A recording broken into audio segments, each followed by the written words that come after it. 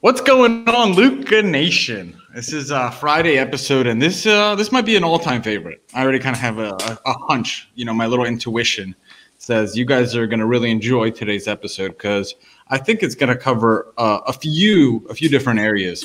And it's going to go macro, hobby, what we think about things, what we think about the future, and then we'll get into the details. Cage, if you could give me just a few minutes and bear with me, I want to make a little bit of an announcement or talk about something. If Sure. that's okay. Go for it, man.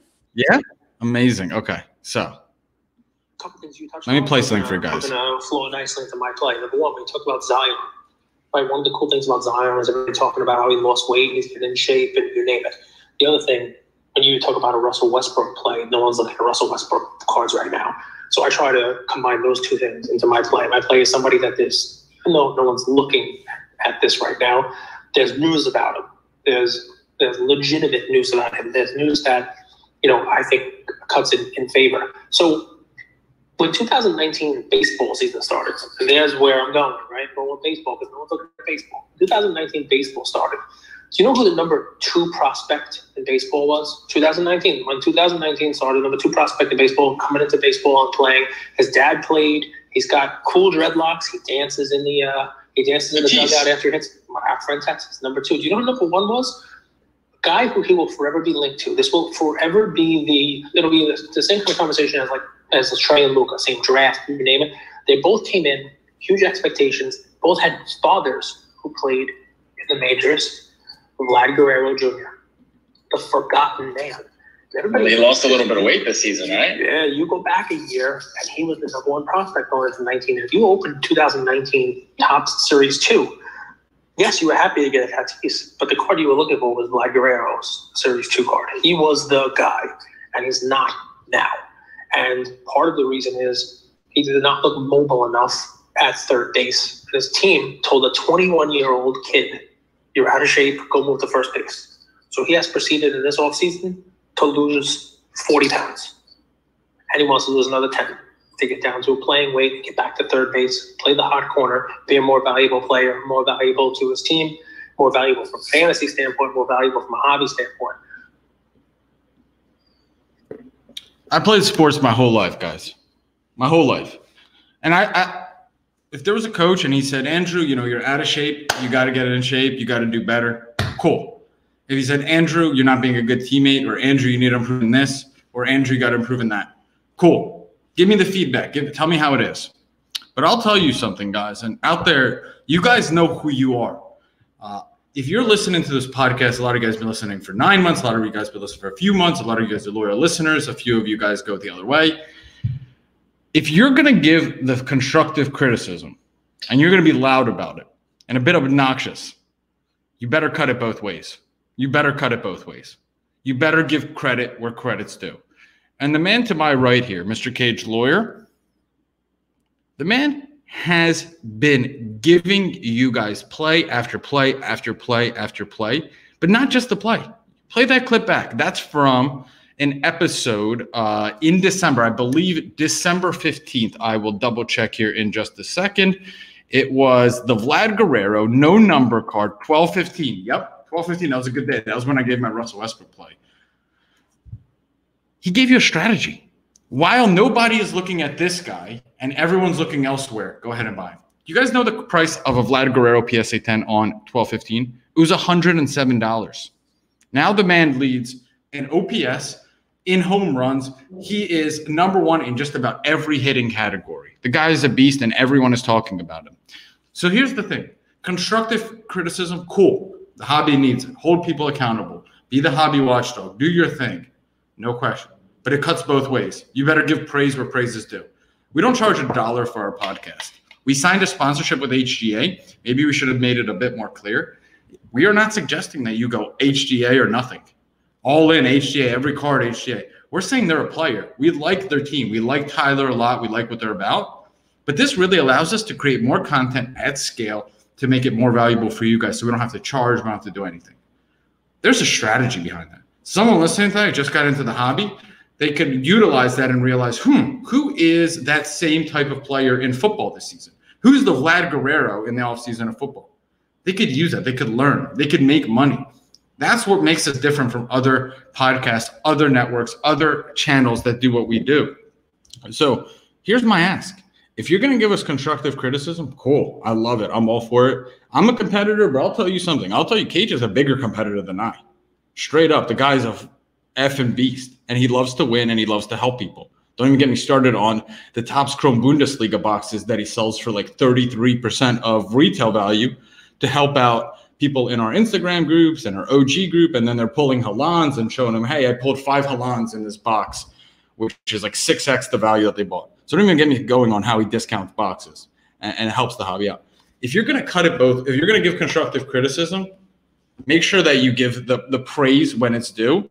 And there's a lot of praise that's due. And yeah, I'll table it there. I'll turn it over to Cage. My play today is straight fire, so I'm excited for that. But I wanted to jump on here because I've been feeling a lot of hobby cynicism, negativity, pessimism, which is cool. Accountability is cool. Feedback's cool. But at least make sure that you balance it out with the truth and positivity as well. So I wanted to jump on here and say that, Cage. I appreciate you giving me a few minutes. Dude, that Vlad Guerrero play, that was a good one. I like it. I like it. That's good stuff. I mean, I always like when people lose weight. You know, I'm trying to do it myself. The secret was Vlad Guerrero was in our Luca Nation Fit Fam group since December 15th. Yeah, he's losing weight with us, me and the rest of the guys, and now he's mashing. And that card is up a lot, and rightfully so. He's having a great year. But I'll go one step further, guys. I was straight up wrong about LeBron. He looks incredible. The Lakers look incredible. They look unstoppable again.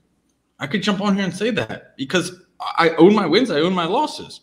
So, I mean, I don't know if you want to talk NBA, you want to talk MLB, you want to talk UFC, you want to talk just state of the hobby in general because, you know, we had the episode with Shyway Vlogs and putting them cards, which I highly recommend you guys listen to. It was an awesome episode. We've never done a foursome before, so that was really fun. But there is a little bit of angst in the hobby. I think people are worried and upset that their card prices are dropping 50%. So we could talk about that. We could talk about my play, Cage. We could go a million different ways. Listen, my play, I'm going to change it. I'm going to tell everybody, whoever listened to me and bought Vlad Guerrero, or whoever listened to me and bought Vlad Guerrero, or whoever just happened to have Vlad Guerrero in their collection, sell now. Sell. I'm telling you, sell them. Something that is a play for you, all right? Because, you know, if you learn anything, right, about, you know, the way this stuff works, it's you know, buy the rumor, sell the news, right? It's one of the many Andrew-isms stolen from his former life at Wall Street. It really is the case, right? I mean, Tatis was at his high last year, you know, the beginning of the year when people were, oh wow, he's gonna win the MVP and he's gonna do great. And you know, it's tough for somebody to stay at that level for the entire season. I'm not saying he can't do it, but I think the card price that you're at now for someone like Vlad, it's priced as if he's going to continue to do that the entire year. So I'll give kind of a story about it. And look, guys, part of it is why I am able to call some of these things the way I do is because I've lost, I've missed, I've been wrong. I've seen what the hobby does. And let me tell you guys about a play that I made personally that has colored a lot of what I bring to you guys now. Couple years ago, before the hobby blew up into what it is now. I'm a Yankee fan. I know that surprises all you guys, right? I'm a Yankee fan. And a couple seasons ago, I think what was it, 2018 maybe? A couple seasons ago, Didi Gregorius started the season off with a fantastic year, right? He started off, he had a month of April, like there was nobody doing what he was able to do. He was hitting home runs, right? He was hitting for average. He had a high average, about like 400. And he just started off crazy, right? And I'm like, wow. Like, Ian's going to like Didi Gregorius. He's a Yankee shortstop. He replaced Derek Jeter and, like, you know, he replaced the captain. This is going to be a Yankee forever. Let me get in on his cards. But I had not done all of the research about what was the right card to buy, what was the rookie, what was the this. You know, we talk about it now like it's second nature, right? The Topps versus the Bowman, the whole deal. And I said, you know what, whatever the price is now, I'm going to buy his Bowman, first Bowman card. You know, once it's first Bowman on it, you know, Bowman Chrome. And believe it or not, guys, when I jumped into this, because he was mashing that April, he was just killing it. And they were $20 a piece for his first Bowman, just the first Bowman Chrome card. And I must have bought, I don't know, 50 of them. Right? I'm like, all right, let's go all in. I'm going to spend $1,000 on these Bowman. It's not his rookie. It's his first Bowman. It wasn't a Bowman Chrome auto. It was just a Bowman Chrome. Like, I would never do this now, right? And what happened? What happened was I got all these cards in, right? And he had a good season, but he never replicated April again, and he fell back to the mean. He regressed to the back of the baseball card, as they like to say, right? So he had a very good year and nothing to sneeze about. But in May, those $20 cards were $10, and in June they were $5. And by the end of the season, they were back to $1 to $2 to $3 that they were, before he had his torrid April. And I still have most of the cards because I wasn't going to be a dick and return them to the sellers when Didi took a downturn. But it's an important lesson, right? It's an important lesson about what to buy, but more importantly, when to buy it and then when to sell it, right? We've been talking about this, the exits on these things, right?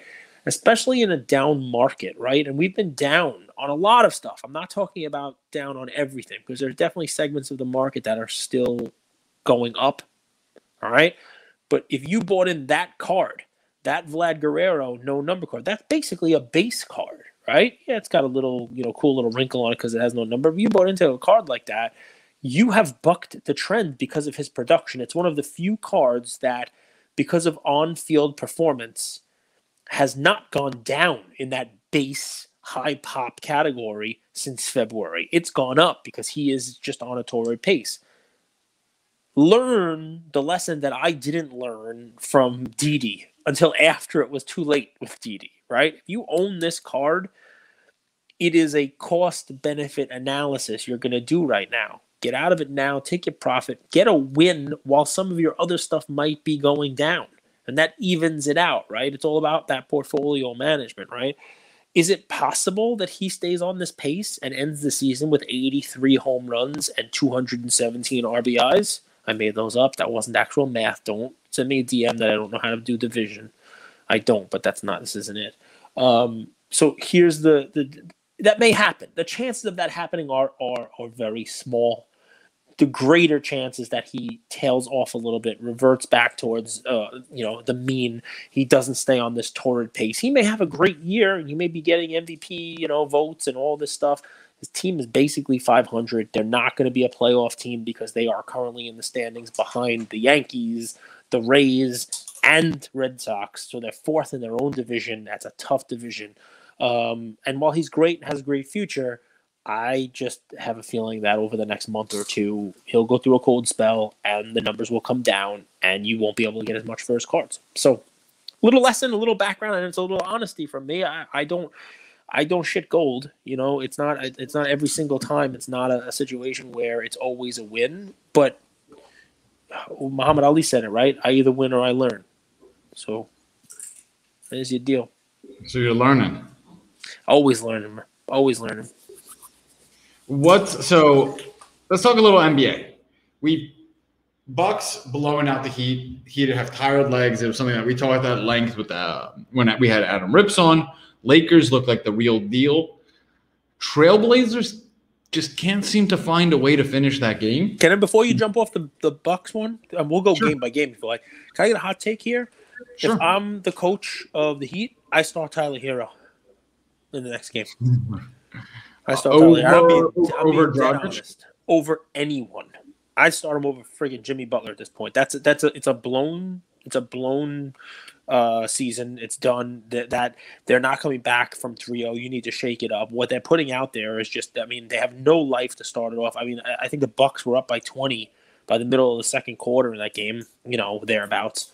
They have no life. They don't look like they do. And you know what? At least when he comes in at the end of the game, like he did the other day, he's shooting the ball. He's making some shots here and there. And I don't know what his story is. I don't know what his situation is. But you know what?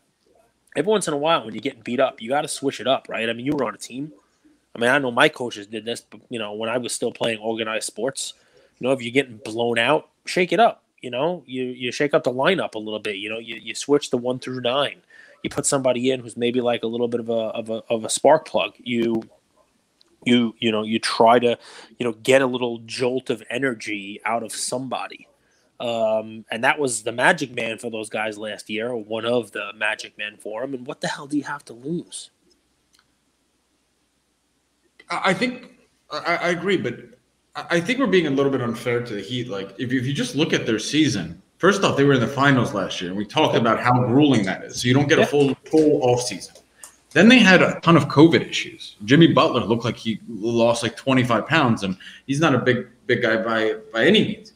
Then Victor Oladipo, they traded for the guy, and he goes out with a quad injury.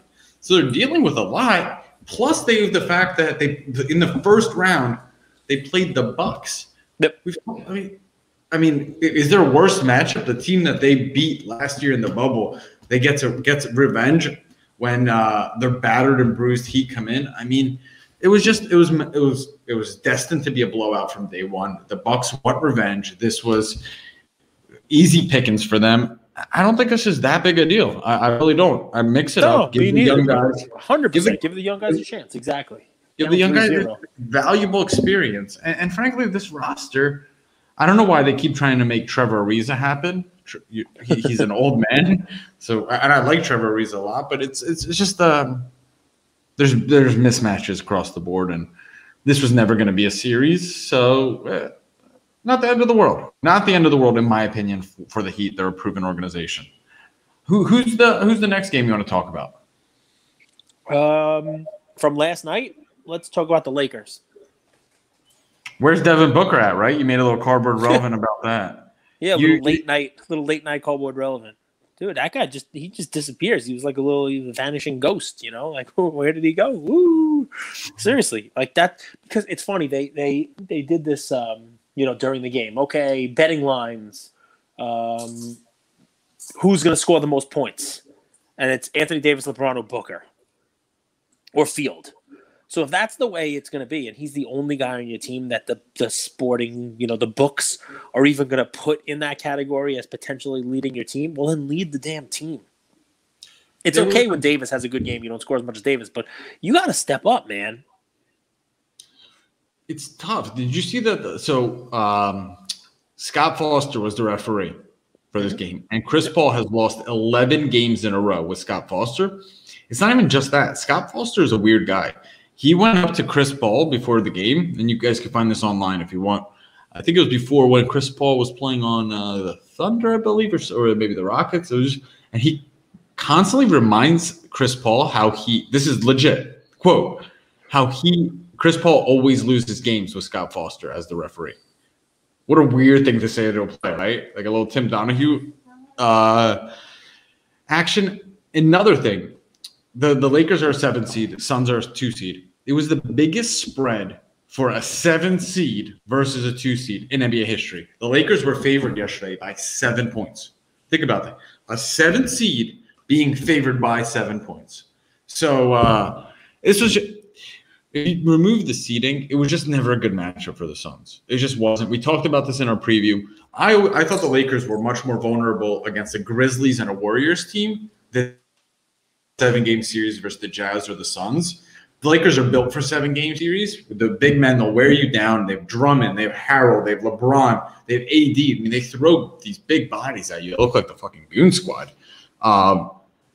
It was just, and the Suns are young and inexperienced with an inexperienced coach with Monty Williams, who's a great coach. It's just going to be tough. Will the Suns win another game? What do you think, Cage? Yes. Yes. Yes. I think they win the next game. I think they win the next game. In LA? In LA, yeah. Wow. I do. Because and it's only half because I think the Suns really show up, but the other half is because I think the Lakers are just asleep half the time. It's just the weirdest thing. Like, they're a very weird team. And I'm going to give LeBron some credit. I was talking to you about it earlier because I watched the whole. Okay. We were talking about it with Cage. He says whenever LeBron is on the court, it always feels like the Lakers have things completely under control. And I couldn't agree with him more. It was something we talked about before. We talked about it on the Rips episode as well. But in a 7-game series, you're able to see if the Lakers really are fit, if they've returned from injury, and they look good. I mean, except for the fact that Anthony Davis has a new injury every single quarter. Frankly, They look good, and they look like they're back in their form of bubble Lakers. I'm going to talk about my play today, and I'm going to dovetail it into what I think is the best series in terms of just like competitiveness. Hawks-Knicks. I think the Hawks let the Knicks get one. I think they did. If you guys watched Game 2, I thought the Hawks had that game under control. They sat Trae Young in the third and fourth quarter for quite some time, to the point where it went from a tie game to a 10-point lead for the Knicks. Trae Young came back in, tied it up, and then the Knicks just pulled away when the Hawks were missing a lot of shots. From what I've seen, and I love this Knicks team. They're gritty, they're tough. I just don't think that they have, one, the playoff experience, and two, the players to beat this Hawks team. And my play today is going to be Trae Young. But it's not going to be the Prism base or the Prism silver. I'm going to go a different route because, and I've talked about this a little bit, instead of investing into a guy when he has kind of yet to prove what he's able to do in the playoffs, you can invest in him 1, 2, or 3 games into the playoffs when the cards are similar to the prices they were just a few weeks ago, but ticking back up. And I think what we've seen from Trae is a lot of maturity. He's changed his game quite a bit. He's much more of a facilitator. He gets to the paint a lot more. He does a lot more floaters and gets to the rim versus last year when he was kind of just settling for 28, 30-footers early in the shot clock. And I don't think that served anybody. My play today is the court side. So I'm looking at some population numbers, and I think we've all realized population control is the number one thing. Like, high pop cards, they're just going to keep fading until they find a bottom, and I truthfully don't know what the bottom is for some of the high Prism pop cards. The base select court side has a pop of 211. That's card number 249. That was a 2018 Trae Young card number 249. There's 87 PSA 9s, 123 PSA 10s, and 1 PSA 8. And that card in a PSA 9 is about $450. In a PSA 10, I've seen sales for $900, some a little bit above $1,000. So I think that's really worth a look because I don't know if you remember. I mean, that was an $8,000, $9,000, sometimes $10,000 card when Luka. And as much as I'm a Luka homer, I love Luka very much. I love the way he plays. I love his game. At the same time, I don't think that you can say that Trae is so far behind Luka. And I think the way his cards have been priced, especially some of the rare cards like this courtside card, there's some serious value in the Trae courtside. Another courtside to take a look at is the Silver Prism. So there's only 51 total graded. You have 26 PSA 9s, 25 PSA 10s. And that might seem like it would be a pricey card, but it's in the $2,000 to $3,000 range. It's come down quite a bit. And if I'm thinking Trae Young short-term and long-term, this is the kind of card I want to be holding. A card that has some of the similar liquidity that a Prism does, but it's a lower pop card, which has more upside and significantly less downside. And I would argue most of the downside has already been priced in. So when it comes to Trae Young, I think now's the time to buy. I really do. The reason I say that is it has 2 factors. It has a lot of the downside already priced in and none of the upside. Now, the downside is they lose this series and he's out, but he's already shown a lot of promise with this team. This team has overperformed. Don't forget this team fired their coach in the beginning of the season. And with Nate McMillan, they went 26-11, a league best 26-11, and finished in the 5 seed. Almost in the 4 seed, they just lost the tiebreaker to the Knicks. I think they have a very bright future. I think they're going to make some moves in the offseason. And the curious, who do they bring in? John Collins is a great chip on the trade block. Can they move him? They have Gallinari. They have Bogdanovic. Capella's playing great. Herter is good. I mean, this is DeAndre Hunter. I didn't even touch on him, but he's a solid player. I think this team has a lot to build around. And if you're holding Trae select courtside cards, you have 2 options, right? You can sell them if they make a run in this postseason, but you could also sell into the hype of next season because there's going to be a ton of it. There's going to be a lot of promise and a lot of momentum built on the Hawks from this season to next. And I sincerely believe that Trae Young cards are going to be significantly more valuable heading into next season than they are this season. So That's the play. That's what we wanted to hop on here and say. Guys, I just want to reiterate, we appreciate all of the listeners. You guys have been incredibly, incredibly supportive. We've been doing this for 9-10 months. We couldn't have imagined the growth. We're going to do a lot of things right, and some things are learning experiences, We've never run a podcast before. We've never run a network of podcasts before. We've dealt with sponsors, for 5-6 months, and we try to do our best. I think if nothing else, the people that interact with us one-on-one, we've done Zoom calls one-on-one with probably 20 to 30 people now. We've done a group Zoom call for New Year's. We interact in the DMs all day. We have the groups on Instagram. If you guys get to know us, you'll know that we're candid guys. We're honest. We're not infallible, and we're human beings just like you guys, but at the same time, we're learning. So I ask for a bit of grace, and I also ask that if you give criticism, you also give praise when it's due. And this isn't as much for me as it is for just kind of like a rule of thumb in the hobby in general. I feel like the content of negativity to praise is just outweighed. I think there's 9 pieces of content that are negative. This guy's scamming. This blue ice Luka card is fake. This auto is fake. This company is poorly graded. This company should be accused of insider trading. There's one thing of positivity. I think an account that talks a little bit more about all the good things that are happening in the hobby, all of the, the people that have joined, all the relationships that have been built, the father-son, father-daughter duos that have been joined. There's a lot of good in the hobby, and I think it's worthwhile not to hide the bad. The bad should still be out there. The negativity should still be out there. But try to balance it out, because there's also a lot of good that goes around. There's a lot of positivity out there, and I behoove you guys to start telling that story as well. And I'm curious, Cage. So I don't know if you heard. I know you had to jump off for just a second here. My pistachios. Woohoo! Pistachios are my nightmare because they mess up my stomach, and I can never just have one, and I can't even stop eating in between them. So like if I dig into a pistachio bag, I won't be. I have to finish it. My play was Trae Young courtside. The reason I made that play is it's a $900 PSA 10 base. The pop on that card in just the base was 211. And I think whether the Hawks win this series or not, I think a lot of the downside risk with Trae Young is already priced in. And as they're heading into next season, there's going to be a lot of momentum from this season. For example, they went 26-11 with Nate McMillan as a coach. They have a good supporting cast: Gallinari, Bogdanovich, DeAndre Hunter, John Collins, Capella, Herter.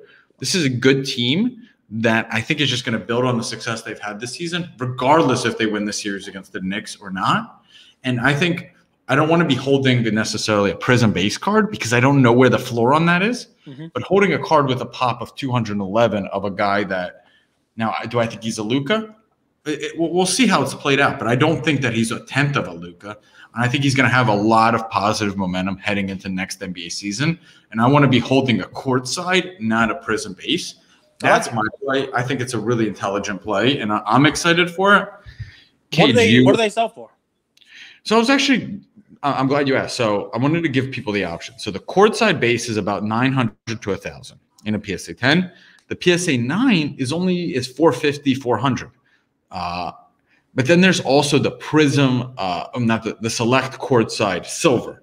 The Select Courtside Silver is about $3,000, $3,500 when it comes to the PSA 10. Just keep in mind that card was $6,700 at an auction on February 28th. So you're basically getting that card half off, while Trae Young probably has proved more doubters wrong the last 2-3 months of the season. So for all the same reasons you have for like the courtside silver, and everybody loves that and the whole deal, for about the same price, maybe a few $100s more, I have one card. I've noticed same kind of deal. Like the price has gone down significantly, but recently one sold for $3 and change, 3,500-ish, something like that. Similar deal.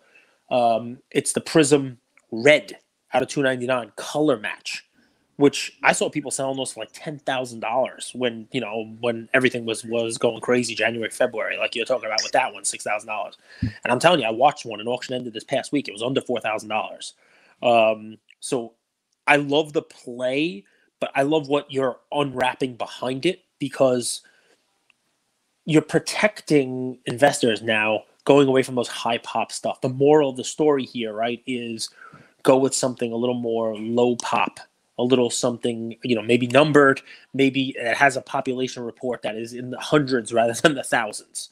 And that's a real safer investment, especially now. They've come down in response to the fact that the high pop base stuff has come down, right?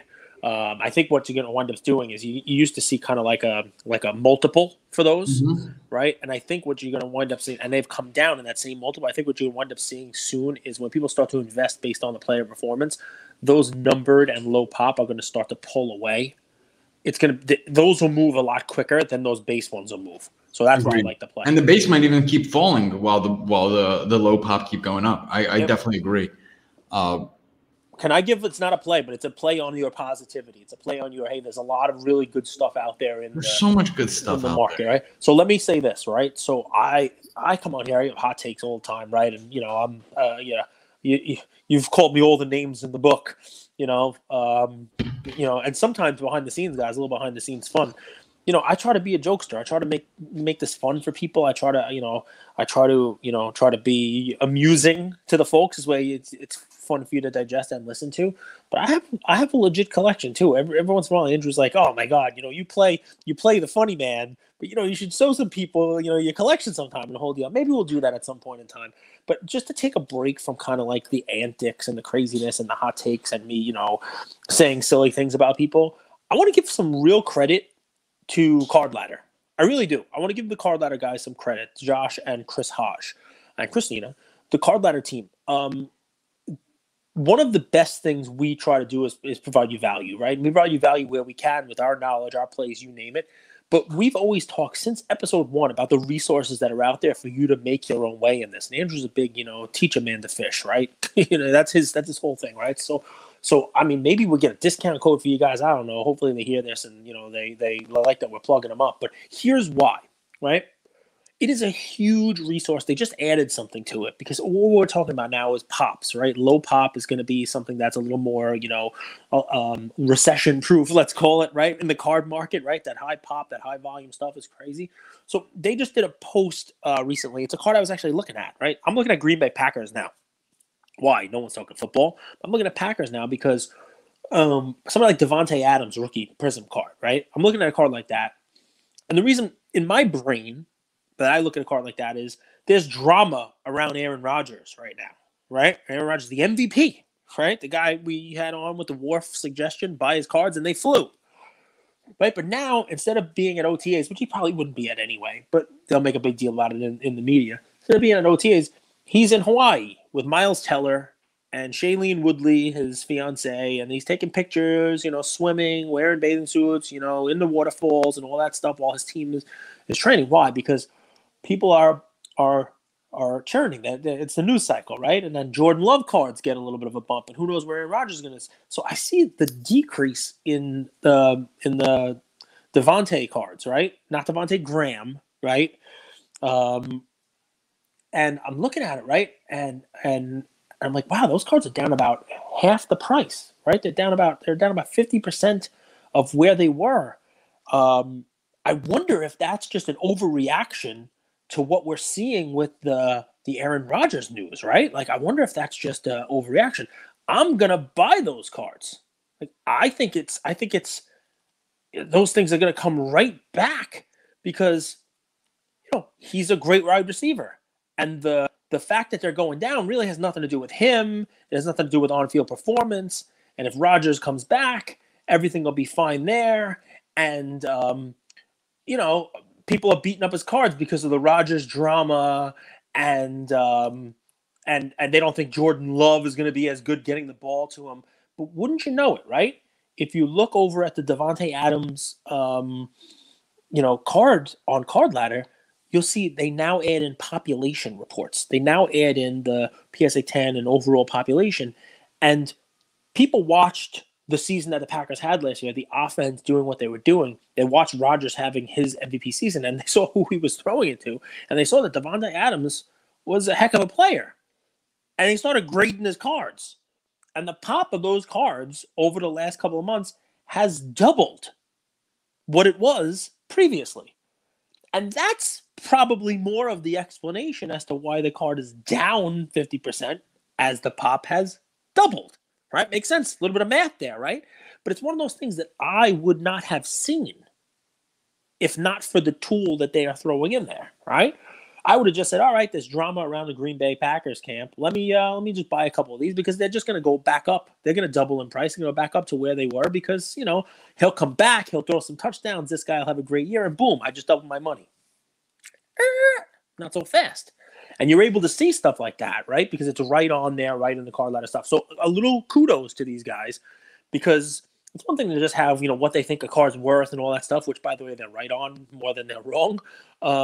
But something like that, it's an important tool. And even if you're not a card ladder user and stuff like that, it rings the bell again that we continue to ring, which is population matters, right? And it matters now more than ever in what's going on with the market. So it's one of those things you have to take a look at. But just looking at a pop report today, if you're thinking about buying a Davante Adams card, it's not going to tell you what that pop report showed a month ago, 2 months ago, 6 months ago, and the growth in that pop. So it's a cool little tool. Thoughts? I just think there's so many cool stories. I was thinking there should be this account on Instagram. I can't wait for someone to create it. It's like how my life changed, right? And it's like how my life changed because of sports cards. How my life changed because I met this person. Like there's so many cool stories from the last year, and a good storyteller, a good content creator could really showcase those. Like think about someone like this. Think about someone with 50, 60, 70,000. I know I completely disregarded Cage's previous statement. I was just in my head. Like think about someone who had 50, 60, $70,000 in student loan or credit card loan or a mortgage. And they were able to turn that money over last year, make some profits on cards. Maybe they found cards in their basement that were their dad's. And they took that and they paid off the debt. Little things, little stories like that, they're not showcased anywhere, but I think people would appreciate it. There's a great account on Instagram. It's called Tank Good News. It's from Tank Sinatra, but he created a good news page, and it's just good news. It's just positive news, and it makes you feel warm inside. And I think there needs to be more of that. I really do, and maybe it's our responsibility, Cage. As we grow, when we first started this out, we were just two schmucks talking about sports cards. Now we have a sponsor. Now we have an audience. Now we have a YouTube channel. Now we have Instagram groups. Now we're two schmucks talking about sports cards and some crypto, too, you throw in. Maybe we do have a responsibility to give back to the community. And if you guys have any ideas of how we could support, Cage talks about, our partner Starstock. If you guys are listening, maybe there's some, dime or quarter or $5, $10 cards, some of the low-end cards that we could donate and gift to kids in need or kids that are recovering or doing something. I just think that there's some way to connect all of the people in the hobby and do some good stuff. And I wish we would do a bit more of that versus just, riding the emotional roller coaster of prices going up and down.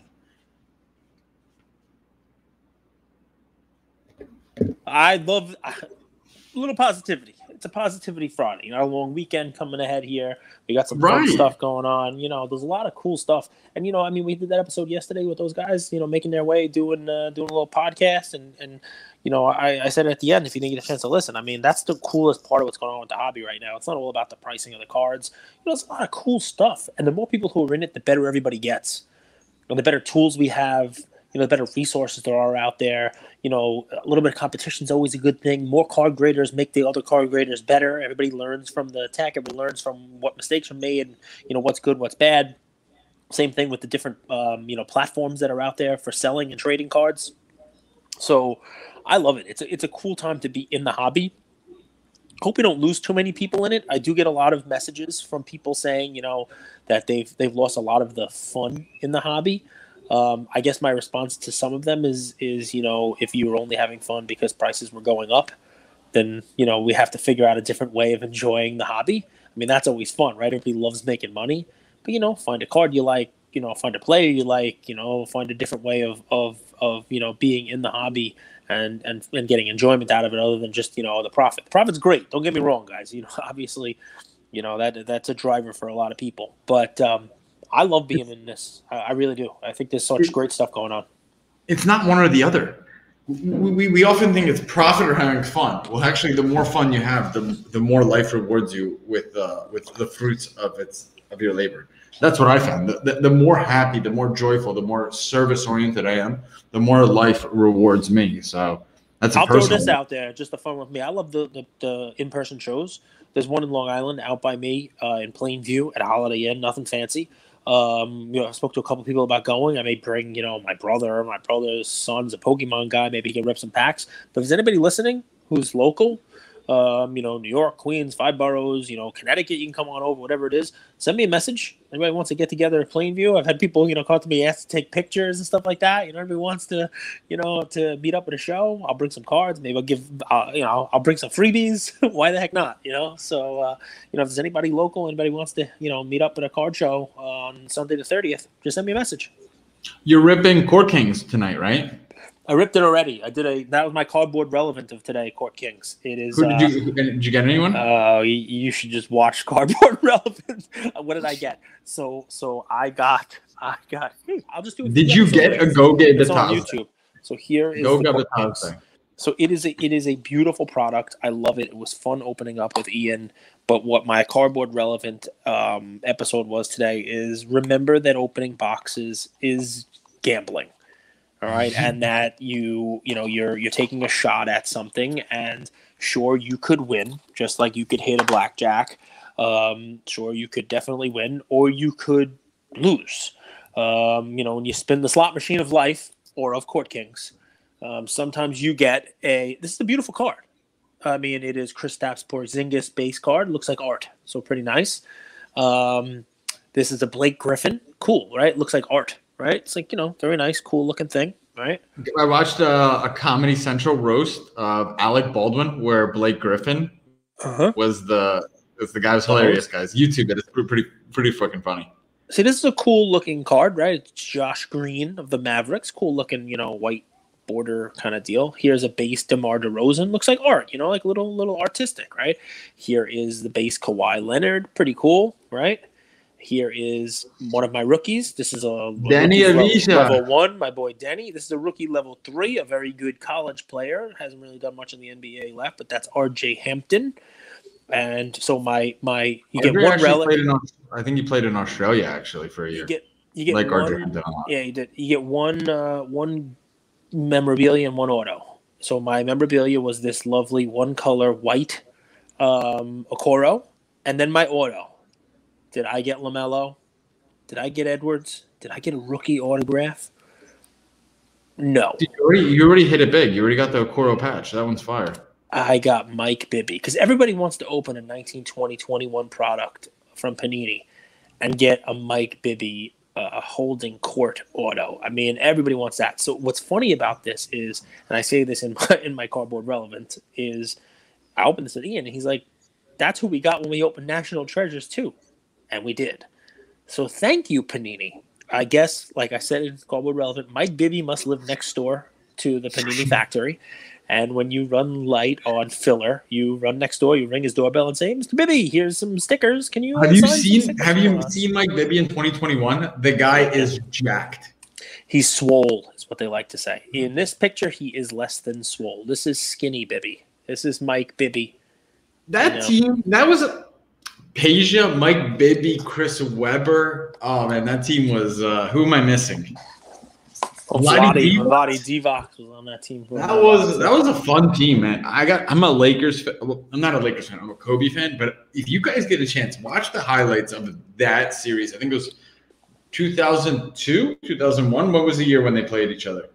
And the refs were just all over the Lakers, And that was man. We're going down memory lane. But it's like a $15 box for $250. So the cardboard relevant of the day, guys. If you haven't seen it yet, go over and take a look because it's pretty funny. Is I bought a box of Court Paupers basically, not Court Kings. I mean, it is what it is, and that happens. And now we're gonna go back to the well again for another $250 box. I think my guy got Contenders Draft Football in today, so we'll take another pull of the $250 slot machine and see what comes down. It'll be cardboard relevant for tomorrow. $50. That's how much my guy charged me for it. I don't know if he's ripping me off or if it's cheap or whatever. I mean, he's usually pretty fair. That many cards? For that, it's just one box has one pack in it. Yep. Dude, retail is, I mean, just boxes in general are so expensive.